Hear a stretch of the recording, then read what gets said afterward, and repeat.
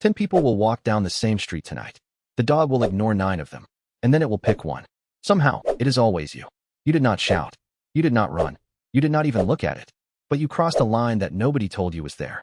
And here is the part most people never find out. That dog made its decision about you long before you were close enough to see its face. It was not random. It had been reading you the entire time. Because a street dog sitting on that corner is not doing nothing. It is working. It knows the people who belong on that street. The man who opens the shop at 7.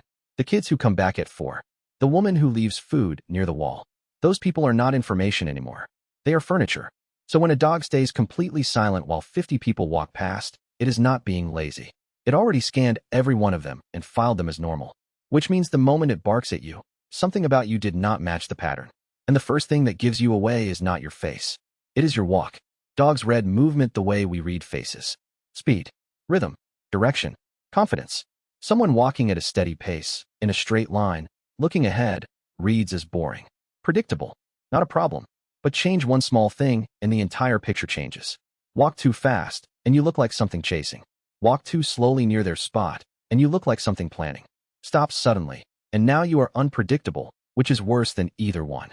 And this is the one that catches almost everybody. If you are nervous, you start walking strangely without even knowing it. You slow down. You speed up. You take a wide curve around the dog. To you, that is politeness. You are giving it space. To the dog, you just changed your entire path because of it. You confirm that you noticed it. You confirm that it matters. You just started a conversation. And then most people make the second mistake. They look, just to check, just to see where the dog actually is. But in dog language, a direct stare is not curiosity. It is a statement. It means, I see you, and I am not backing down. 2 dogs staring at each other are already negotiating something.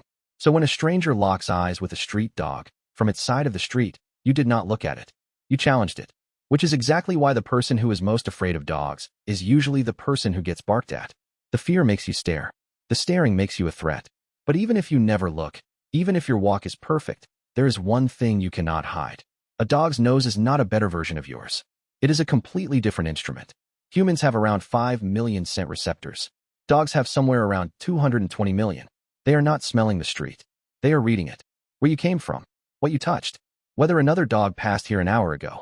And researchers found something stranger than all of that. In one study, dogs were able to identify the scent of a stressed human with more than 90% accuracy, using only breath and sweat samples. They were not watching the person. They were not near the person. The stress itself had a smell. So when people say dogs can smell fear, that is not a village story. Your body chemistry genuinely changes when your heart rate climbs. And you are walking around wearing that change like a jacket. Now put all of it together.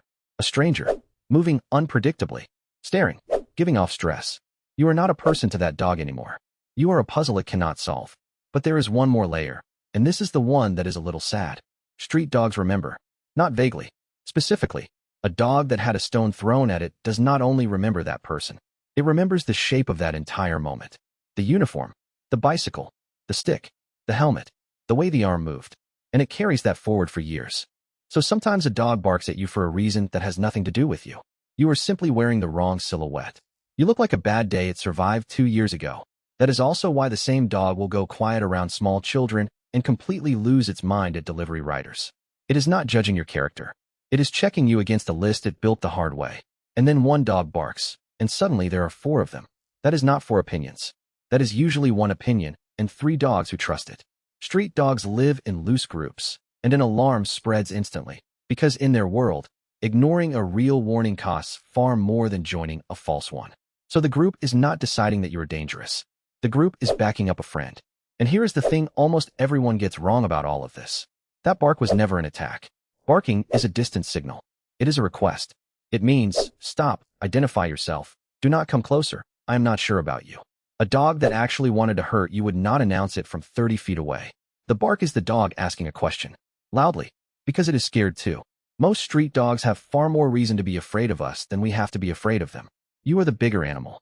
You are the one with the history. So if you want to stop being the one that gets picked, it is simpler than you think. Do not run. Running turns a question into a chase. Do not stare. Look slightly past it, and keep your head level.